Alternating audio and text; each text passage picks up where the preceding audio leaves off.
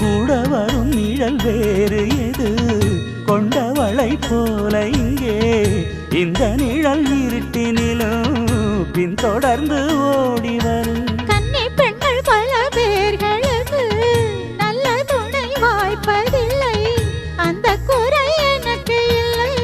மாமன் மனம் அன்பின் எல்லை ஒரு தாயை இழந்தாலும் வாழ்க்கையிலே இங்கு மறுதாயோ மனையாளின் உருவத்திலே துன்பம் என்ற வார்த்தையே